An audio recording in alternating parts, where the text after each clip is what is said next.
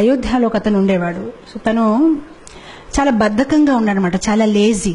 So ఎల్లప్పుడు తను భోజనం తినుకోవాలి, భోజనం తినాలి, పడుకోవాలి, పని ఏం చేసేవాడు కాదు. సో మొత్తం మీద ఆ ఇంట్లో ఉన్న వాళ్ళందరికీ విసుకొచ్చేసి, బాబు నువ్వు ఏదైనా ఆశ్రమం జాయిన్ అయిపో, ఎలాగో ఇంట్లో ఏం పని చేయట్లేదు, మాకు నీతో బెజార్ వచ్చేసింది. సో మొత్తం మీద తను అనుకున్నాడు, సరే అయితే నేను ఏదో ఒక ఆశ్రమం జాయిన్ అయిపోతాను ఎందుకు అని. తను వెతుకుంటున్నాడు అయోధ్యలో ఏ ఆశ్రమం జాయిన్ అవ్వాలి ఎక్కడికైనా. మొత్తం మీద ఒక ఆశ్రమంలో తను ఏం గమనించాడంటే, ఓ గురుగారు ఉన్నారు.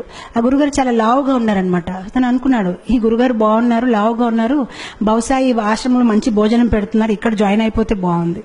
కొంతసేపు తర్వాత గురుగారు శిష్యులు వచ్చారు, వాళ్ళు కూడా లావుగా ఉన్నారు. తనకి కన్ఫర్మ్ అయిపోయింది, ఇది బాగుందండి, ఇక్కడ నేను జాయిన్ అవుతాను, భోజనం బాగా పెడతారని. వెళ్ళాడు గురుగారి దగ్గర, నేను మీ ఆశ్రమాన్ని జాయిన్ అవుతాను, కానీ నాకు ఒకటే, భోజనం ఎన్నిసారి పెడతారు? సో గురుగారు అన్నారు 2 times.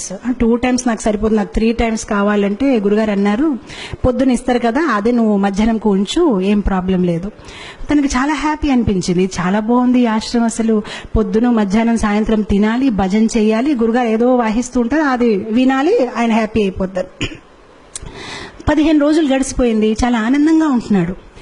15 రోజుల తర్వాత ఒకరోజు పొద్దున ఏం చూశాడంటే, వంట ఏం అవ్వట్లేదు, అక్కడ ఏం జరగట్లేదు, వంట గదిలో ఎవరు లేరు, అందరు ఏదో జపం చేస్తున్నారు. సో తన అడుగుతున్నాడు అందరికీ, ఏంటండి ఈరోజు ఏం వంట చెయ్యరండి? సో అప్పుడు వాళ్ళు చాలా కోపంతోనే, అవే ఈరోజు ఏకాదశి. ఏకాదశియా అంటే నాకెవరు చెప్పలేడండి, ఏకాదశి అంటే ఏంటి తెలియదా, ఏకాదశి అంటే ఈరోజు భోజనం ఉండదు అని. అప్పుడు తను చాలా కోపం అయిపోయాయి, ముందు చెప్పవలసింది, అలాంటప్పుడు భోజనం నేను ఇంకేదో ఆశ్రమం చూసుకుంటా. బాబు నువ్వు ఏ ఆశ్రమం వెళ్ళినా ఏకాదశి రోజు తినకూడదు. అప్పుడు తిన్నంగా ఆయన గురుగారి దగ్గరికి వెళ్ళిపోయారు, గురుగారు నన్ను కాపాడండి, నేను ఏకాదశి అయితే చేయలేను, ఒకవేళ నా చేత ఏకాదశి చేయించారనుకోండి, నేను ద్వాదశి చూడలేను, నేను పోతాను, నాకు ప్రసాదం అయితే కావాలి, ఇంకే పని చేయమంటే చేస్తాను, కానీ భోజనం లేకుంటే నేను ఉండలేనని. సో గురుగారు అన్నారు, బాబు నీ గురించి అయితే ప్రత్యేకంగా వంట చేయడం అవ్వదు, అయితే ఒక పని చేసుకో, అటు చూడు ఆ కొండ ఉంది కదా, కొండ పక్కన చెరువు ఉంది కదా, అక్కడికి వెళ్ళి నువ్వు వంట చేసుకొని నువ్వు తిను, కావాలంటే మేము సౌకర్యాలు ఇస్తాము. సో గురుగారు స్టోర్ మేనేజర్ చెప్పారు, తనకు 1 kg ఆట, 1 kg రైస్, 1 kg దాలు అన్ని ఇచ్చేయని. తను అన్ని తీసుకుని వెళ్తున్నారు. గురుగారు అన్నారు, ఒకటి మాత్రం జాగ్రత్త, నువ్వు ఏది వంట చేసినా భగవంతుడికి నైవేద్యం పెట్టాలి. సరే అంటాడు, వెళ్తాడు, కష్టపడతాడు, తనకి బద్ధకం ఎక్కువ కదా, ఎప్పుడు వంట చేయలేదు, చాలా కష్టపడి వంట తయారు చేస్తాడు, కానీ అంత టేస్ట్గా లేదు, ఏ చపాతీలు కాలిపోయాయి, ఏదోటి అవుతుందనమాట. మొత్తం మీద వంట తయారైపోయింది. సో వంట తయారైనప్పటికీ తులసి ఆకలి వెతుకున్నాడు, తులసి ఆకు పెట్టాడు, భగవంతుడికి పిలుస్తున్నాడు, కానీ భగవంతుడు రావట్లేదు. సో అప్పుడు తను చక్కగా ఒక పాట పాడతాడనమాట. సో చెప్తాడు, प्रभु राम आइए, राजा राम आइए, मेरे भोजन को भोग लगाइए, प्रभु राम आइए, राजा राम आइए, मेरे भोजन को भोग लगाइए. చాలా ప్రేమతో పాడుతున్నా, రాజారాం ప్రభురాం రండి, నేను భోజనం తయారు చేశాను, మీరు వచ్చి స్వీకరించండి. భగవంతుడు రావట్లేదు. తను ఆలోచించాడు, ఎందుకు రావట్లేదు అంటే, తనకేమనిపిస్తుందంటే భగవంతుడు స్వయంగా వస్తాడు. ఇప్పుడు మనకైతే అర్థమైపోయింది, మనం ఏదో యాంత్రికంగా పెడతాము, కానీ భగవంతుడు స్వయంగా వచ్చి తీసుకోవడం అనేది లేదు. కానీ తను చాలా అమాయకుడు, తను అనుకుంటే నిజంగా స్వామి వస్తారేమో, స్వీకరిస్తారేమో అని తను వెయిట్ చేస్తున్నారు, కానీ భగవంతుడు రావట్లేదు. అప్పుడు తను ఆలోచిస్తానమాట, తనకు ఒక ఐడియా వస్తుంది, ఓహో ఎందుకు భగవంతుడు రావట్లేదంటే, గుడిలో అయితే రాజభోగం, పకోడీలు, పూరీలు, పాయసము అన్ని తయారు చేస్తారు, నేనేదో సింపుల్ గా రైస్ దాల్ తయారు చేస్తాను, అందుకోసం రావట్లేదేమో అని.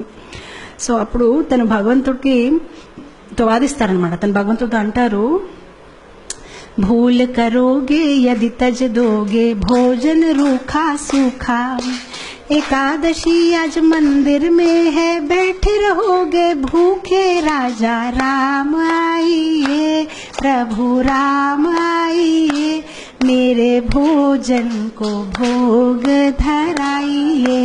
సో తను అంటాడు, బహుశా మీరు అనుకుంటున్నారు ఇతని దగ్గర ఎందుకు వెళ్ళాలి, నేను చక్కగా గుడికి వెళ్ళి అక్కడ పూరీలు పకోడాలు తింటాను, కానీ తప్పు చేస్తున్నారు, గుడిలో ఏకాదశి ఉంది, ఆకలిగా కూర్చుంటారు, ఏమీ దొరకదు, కనీసం నేను ఎంతో కొంత పెడుతున్నాను, వచ్చి తీసుకోండి, అది కూడా మిగలదు అని.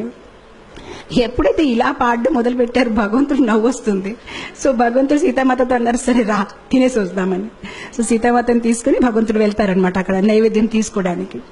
ఎప్పుడైతే భగవంతుడు వస్తారో తను భగవంతుని చూసి ఆనందించడు.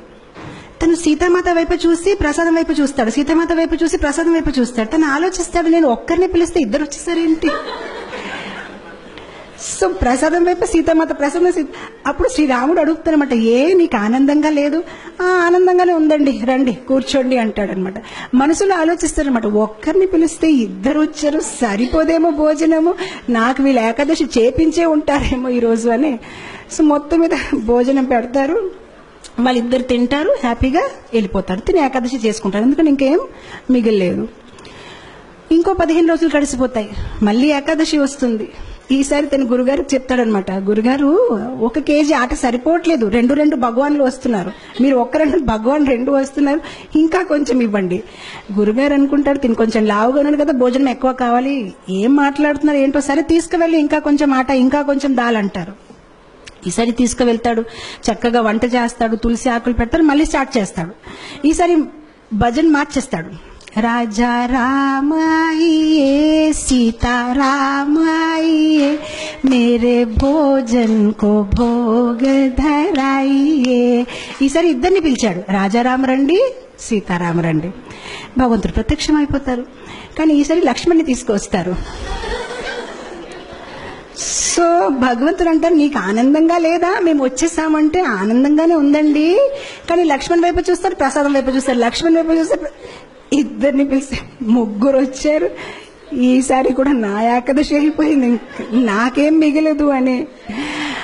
అయితే రండి కూర్చోండి భోజనం పెడతానని భోజనం పెడతారు, భగవంతుడు తింటారు, వెళ్ళిపోతారు. తను అనుకుంటారు, సరే అయితే నెక్స్ట్ టైం నుంచి 3 పీపుల్. మళ్ళీ వెళ్తారు గురుగారి దగ్గర, గురుగారు కొంచెం ఇది సరిపోవట్లేదు. సరే గురుగారు ఒప్పుకుంటారు, సరే ఇవ్వండి, మేబీ సాయంత్రం పూట మళ్ళీ తింటాడేమో అని. ఈసారి మళ్ళీ పాటలు పాడడం, ఏకాదశి రోజు వెళ్ళాడు, వంట చేశాడు, తులసి పెట్టాడు. రాజా రామాయియే సీతారామాయియే లక్ష్మణ్ సాథ్ లాయియే మేరే భోజన్ కో భోగ్ ధరాయియే. వచ్చేస్తారు సీతారాం, లక్ష్మణ్ అండ్ హనుమాన్.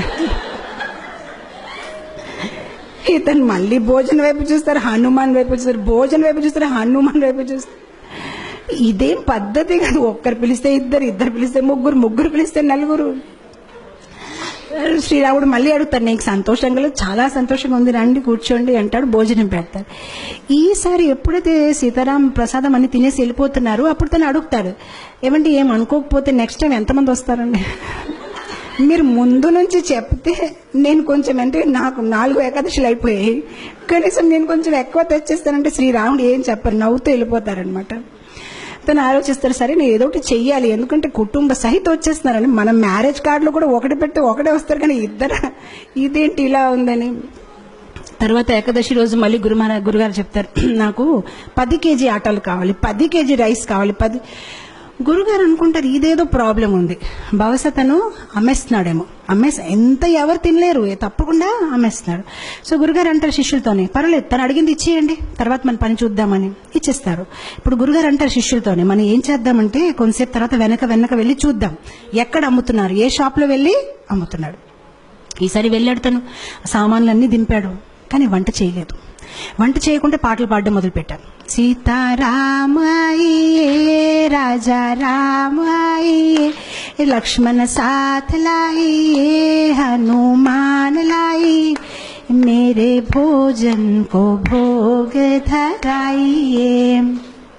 వచ్చారు సీతారామ లక్ష్మణ్ హనుమాన్ భరత్ శత్రుఘ్న కౌశల్య సుమిత్ర కైకై మొత్తం పరివార కుటుంబం అందరూ వచ్చేసారనమాట. సో అప్పుడు వచ్చేసి, బాబు మేము వచ్చేసామని. సో అతను అందరు లెక్క పెట్టుకుంటున్నారు, వచ్చారు, చాలా మంది వచ్చారు. సో అప్పుడు భగవంతుడు అన్నారు, ప్రసాదం ఎక్కడుంది? సో అప్పుడు తిని అన్నాడు, నేనెందుకు వంట చేయాలి, నేను చేస్తాను, మీరు తినేసి వెళ్ళిపోతారు, నాకేది మిగలదు, అదిగో అక్కడ ఉంది, మీరు వంట చేయండి, తినేసి వెళ్ళిపోండి, ఎలాగో నాకేమీ దొరకదు, గత కొన్ని ఏకాదశి నుంచి నేను ఏకాదశి చేస్తున్నాను, అక్కడ ఉండి వంట చేసి తినేసి వెళ్ళిపోండి. ఇంకా తనకి కోపం వచ్చేసి చెట్టు కింద పడుకుంటాడు, ఇంకా లాభం లేదు, వీళ్ళు ఎప్పుడు చెప్పినా మొత్తం కుటుంబం తీసుకు వచ్చేస్తారు. సో శ్రీరాముడు అంటారు సరే అయితే. సో శ్రీరాముడు కూరగాయలకు వస్తున్నారు, సీతామాత వంట మొదలు పెట్టారు, లక్ష్మణ్ కర్రలు తీసుకొచ్చారు, హనుమాన్ పండు తీసుకుని వస్తున్నారు, అందరు బిజీ అయిపోయారు. ఆయన ఎప్పుడైతే సీతామాత ఇలా వంట చేస్తున్నారు, దేవతలందరూ కూడా కింద దిగిపోయారు, ఆ ఋషులు మునీలు అందరూ చాలా హడావడిగా అయిపోయింది. అక్కడ వంటలు అవుతున్నాయన్నమాట, ఎంతో మందికి వాళ్ళు కుకింగ్ చేస్తున్నారనమాట. అండ్ అదే సమయంలో అక్కడ గురుగారు వచ్చారు శిష్యులతోని, అంటే చూద్దాం ఇతను ఏం చేస్తారని. కానీ గురుగారికి ఏమీ కనిపించట్లేదు. ఆయనకి ఎలా కనిపించిందంటే చెట్టు కింద ఇతను పడుకొని ఉన్నాడు, ఆ సామాన్లు అక్కడ పడేస్తున్నాయి. సో అప్పుడు గురుగారు తను లేపి చెప్తున్నారు, నువ్వు చెయ్యవా వంట, ఏం చేస్తున్నావని. అప్పుడు శిష్యుడు చెప్తారు, మీకు కనిపించట్లేదా, ఇంతమంది వంట చేస్తున్నారు, ఇగో చూడండి సీతామాత ఏం ఇగో చూడండి ఇదేమవుతుందని. అప్పుడు గురుగారు అంటే నాకేమీ కనిపించట్లేదు. సో అప్పుడు తను కోపంతో శ్రీరాముడు చెప్తారు, మీరు కనిపిస్తారా లేదా, లేదంటే నా మీద ఆయనకి సందేహం ఉంటుంది, కనిపించండి అని చెప్తారు. సరే కనిపిస్తామంటే అందరు కనిపిస్తారనమాట. సో అప్పుడు అందరు కనిపిస్తే గురుగారు ఇంకా కళ్ళల్లో నీళ్ళు వచ్చేసి, నేను ఎన్ని సంవత్సరాల నుంచి శ్రీరాముడిని పూజిస్తే నాకు దొరకలేదు, కానీ నీ ఒక సరళ స్వభావం, నీ ఒక అమాయకత్వం చూసి భగవంతుడు వెంటనే ప్రత్యక్షమయ్యారని ఆయన ఏడ్చి ఆ శిష్యుడిని కవగలించారనమాట. సో ఇక్కడ భగవంతుడు మన ఒక సరళ స్వభావం, మనలో వినయం ఎంత ఉంది, మనలో అమాయకత్వం ఎంత ఉంది. భగవంతుడికి కాంప్లికేటెడ్ పీపుల్ ఇష్టం లేదు. మనలో జ్ఞానం ఎక్కువ ఉంటే బహుశా భగవంతుడు నన్ను ఇష్టపడతారు అనేది కాదు, మనలో ప్రేమ ఎక్కువ ఉంటే భగవంతుడు మనని ఇష్టపడతారు. సరళంగా ఉండాలి. చెప్పాలంటే భగవంతుడికి ఎలాంటి పీపుల్ ఇష్టం, చైల్డ్ లైక్ ఇన్నోసెన్స్. ఎవరిలో అయితే ఎక్కువ హిపోక్రసీ, ఎక్కువ ఆలోచనలు లేదు, చాలా సింపుల్ హార్టెడ్ ఉంటారు, అలాంటి వాళ్ళని భగవంతుడు ఇష్టపడతారు.